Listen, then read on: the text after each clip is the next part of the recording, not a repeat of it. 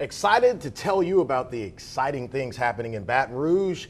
The political season is ramping up, and for some reason, Gordy Rush is here. I do not know why. Roll it, Kyle.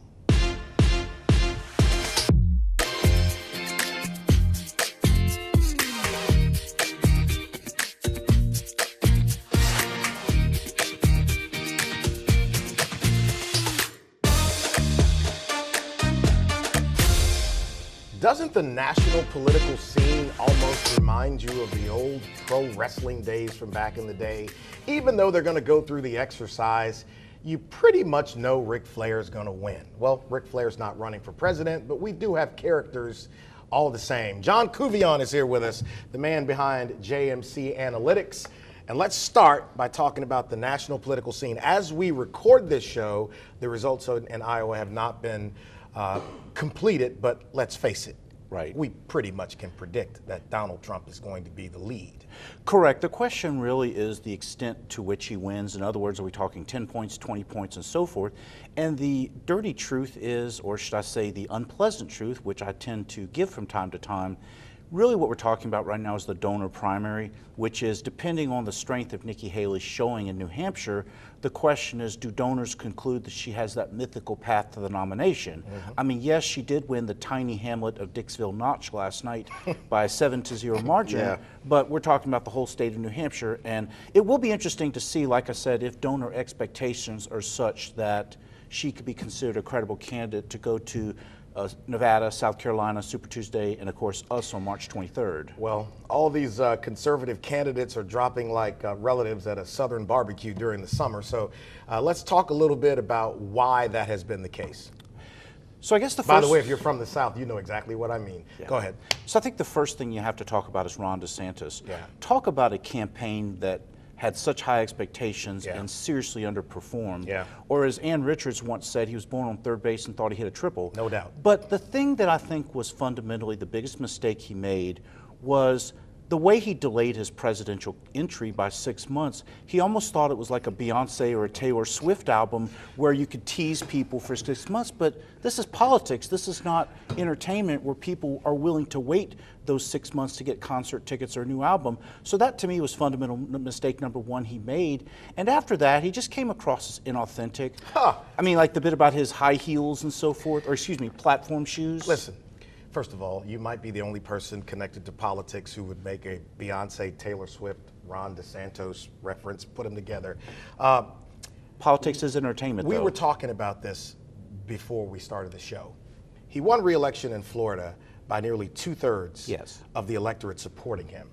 That is a state that is diverse racially, gender-wise, age-wise, economically. All of those things are going on there.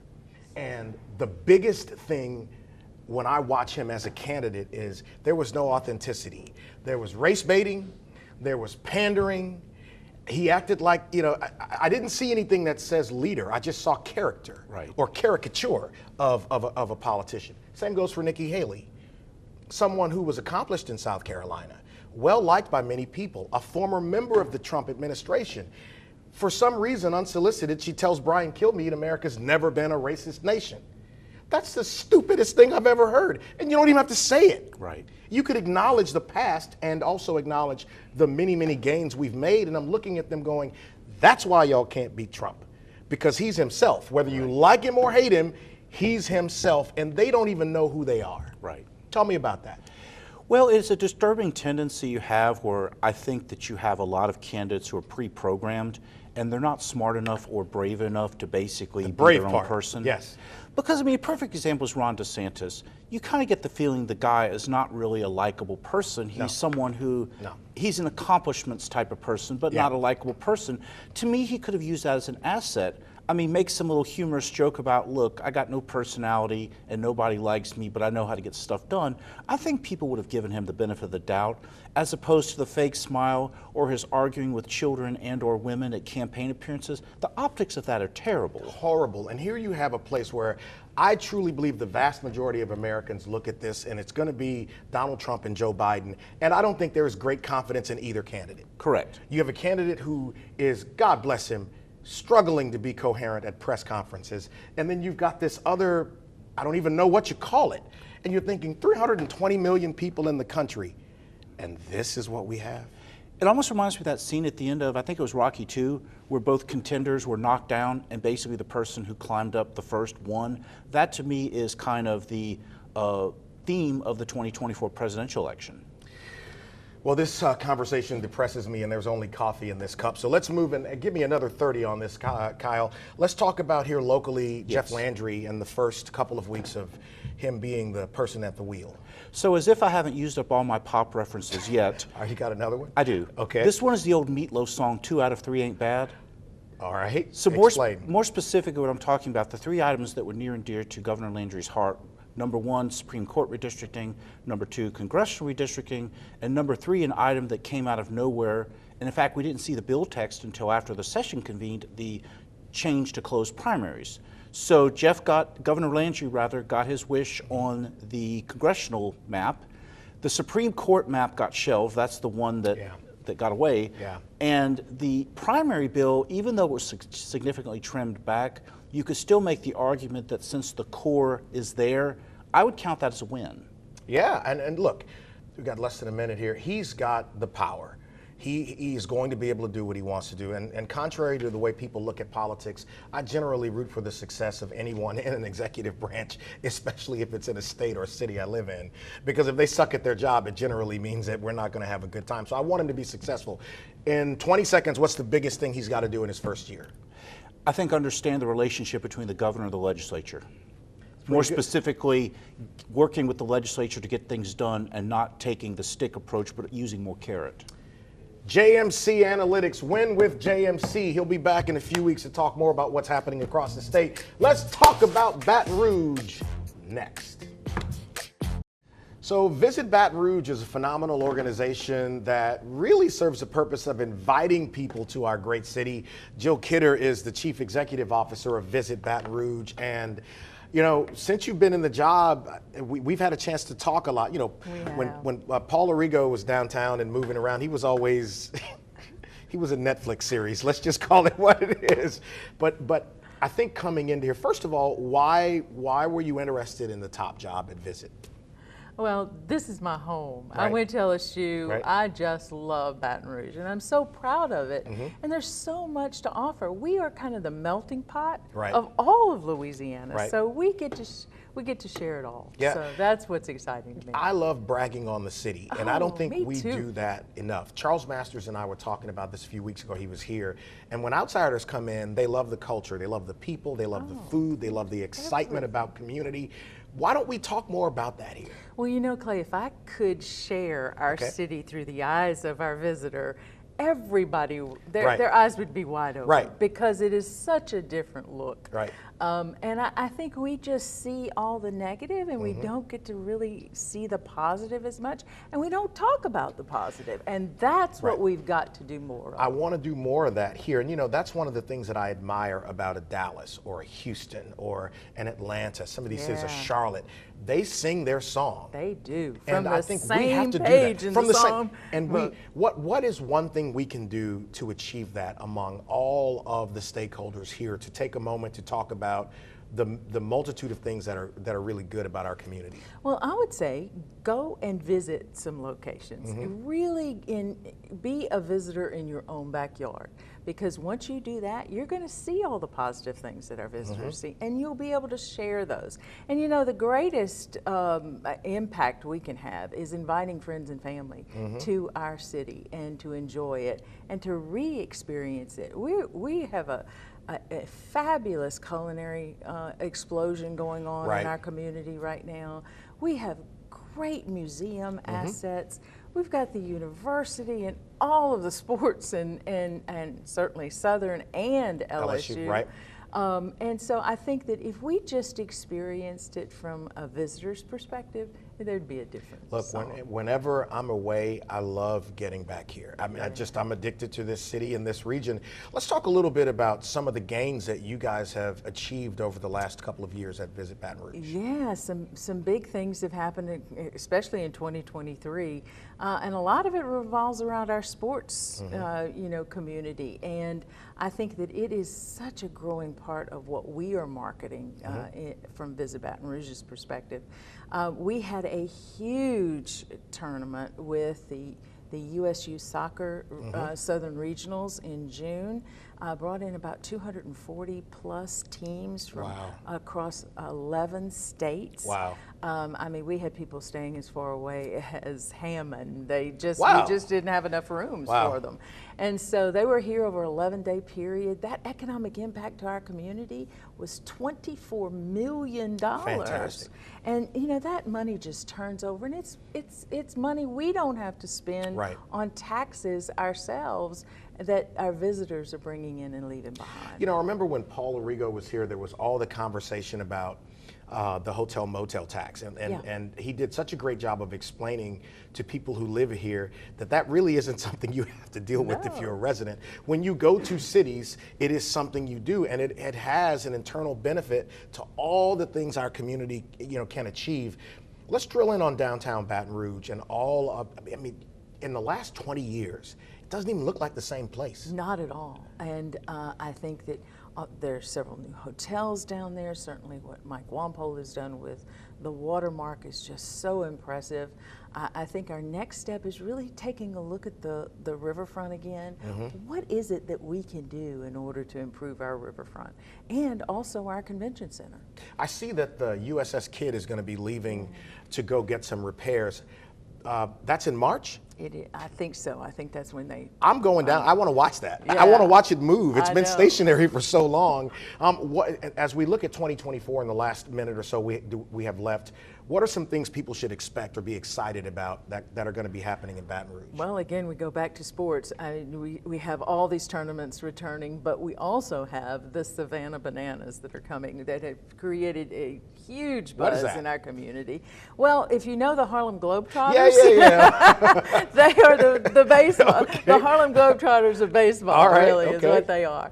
And 142,000 people signed up for the lottery to get these tickets. Listen. And we only have 30,000 plus tickets to sell. And we felt so bad that so many people wanted to go. But it's excitement. I got 30 seconds. If you were going to recommend, without saying the name of a place, the kind of food someone should investigate if they come to Baton Rouge, what would you recommend? Italian, Greek, and Lebanese. I just could go down the list. All right, quickly, people can go to visitbatonrouge.com to learn about some of the things happening in our community. Visitbatonrouge.com, and anytime y'all have something happening, come back and talk to me. Oh, I will. Thanks so much, Clay. All right, so unfortunately, it's come to that time of the show where we have to talk with Gordy Rush. I don't know. I'm sorry about that, y'all. Happy New Year. Back in just a moment. Well, apparently, if you want to know anything about the history of the Savannah Bananas, yes, sir. You spend a little time with Gordy Rush, who's been regaling us for the past couple of minutes about all of the history of the Savannah Bananas who are coming to Baton Rouge. Oh, they're great. Baseball. I didn't know you were such a banana fan. Well, I do like bananas and a lot of fruit, as a matter of fact. But baseball, and that's minor league baseball, huge over in Georgia and Carolinas. And Savannah, of course, now they're the Harlem Globetrotters of minor league baseball. Going to be a great show. Have I told you lately how quite disturbing you are? No, I didn't know. I didn't know. So let's start with a look at the Final Four in the NFL. Yes. And Wes, who's here on the team, may he rest in peace, has been giving me a rough time for the last few weeks about the playoffs. And you said the Rams would win the NFC West. Right. You want to acknowledge or say anything about that? They had a good run. Not quite there yet. I thought Stafford, of course, wasn't healthy the whole time, but McVay will be back, and I think they'll be a contender next year. And you said the Cardinals would also have a better record than the 49ers. I don't recall that, but if I said so, it's coming. The new coach, and they're turning around.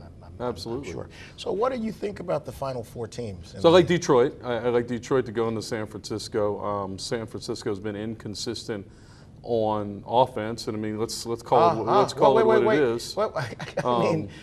I mean, let's call it. This is Buffalo. If we're looking to B-roll here, Kansas City's going to play Baltimore. I think Baltimore's the best team in football.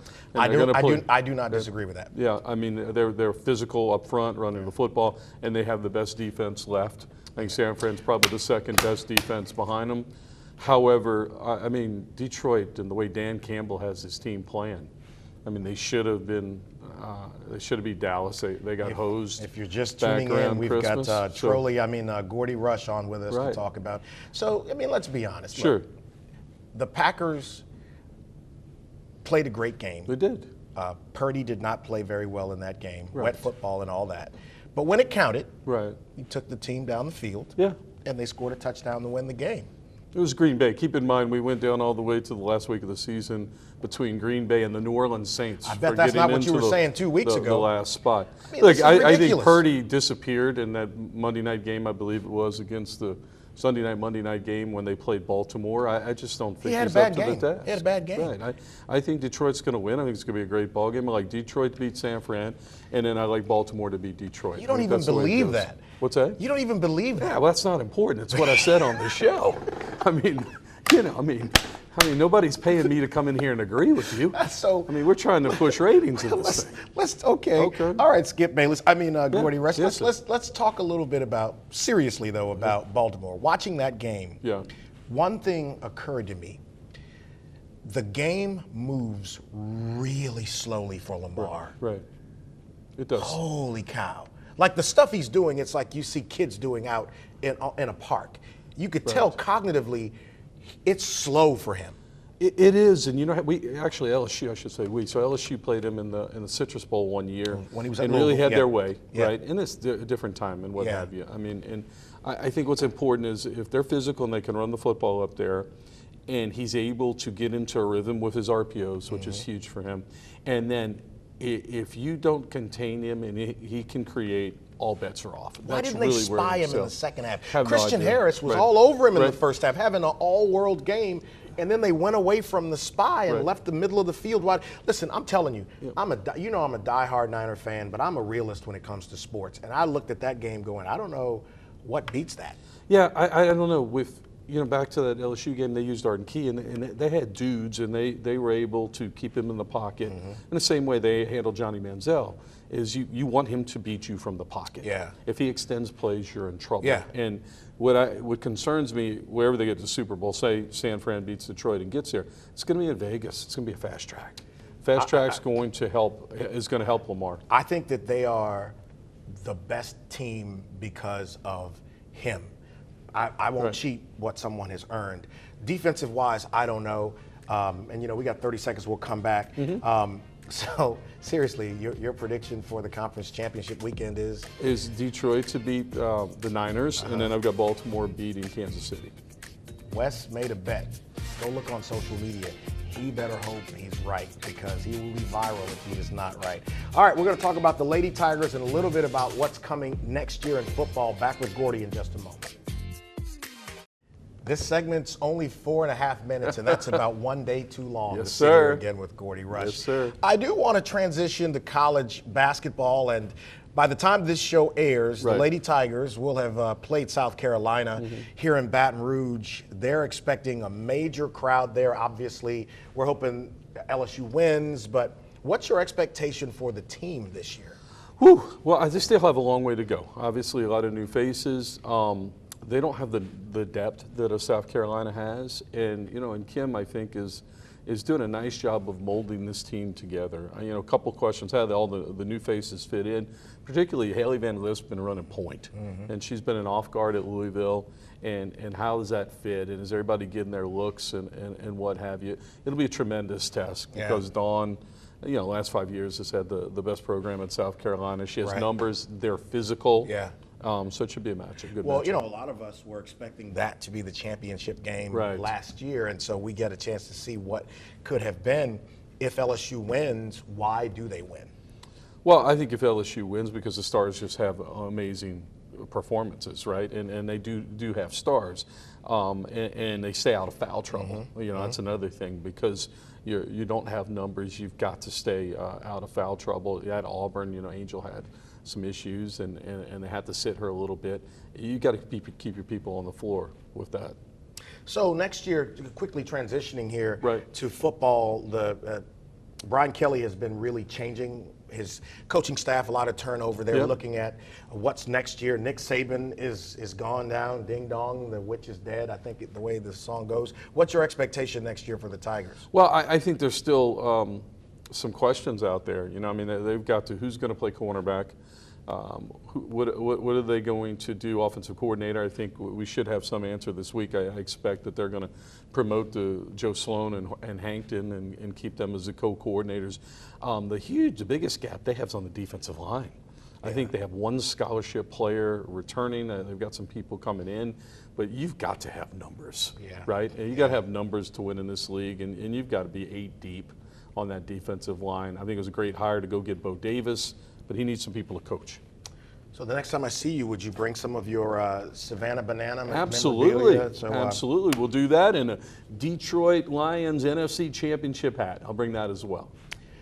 You know, when this all started here on this show, it started with a conversation with this guy who had been trying to drag me back into doing this, and then I sat with he and Rocky Daboval almost 3 years ago talking about doing this, and you know, it's been an amazing ride, and that chapter actually will be transitioning next week, so I might have to have you back just for a second just to I'd be happy. So I could, if we set up a dunking booth, would you Absolutely. Moscona and I, we'll throw balls at each other.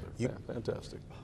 Be great. Yeah. You what? We'll throw balls at each other. Like he's being a dunking booth, I'll try and knock him down, vice versa. Let's go out with a bang. What do y'all do in the Guarantee building during the day? I mean, I'm just trying to figure out. It's like Chuck E. Cheese. It's like Chuck E. Cheese. It sure is. It's like Chuck E. Cheese in there. By the way, this week, I know the show's going to air on Friday. Right. You will have caught, because on Talk, people can go back and listen to the radio segments, right? So as this show airs, go back and check out Brian Haldane's interviews during Washington Mardi Gras.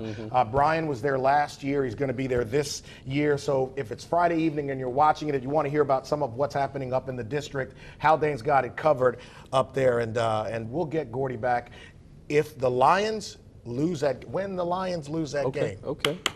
You know, Wes already has a bet. Yep. He's buying a Niner jersey. Okay, good for you. A Brock Purdy jersey. Those will be cheap. Okay. Absolutely. Fantastic. Check out Podcast 225 right now to see what we're talking about. Listen to some of the latest episodes there. Podcast225.com. Maybe we'll get Gordy Rush on where I could speak really freely with him about his opinions about football. And until then, you guys have a fantastic weekend, and we'll catch you next week here on WBRZ Plus.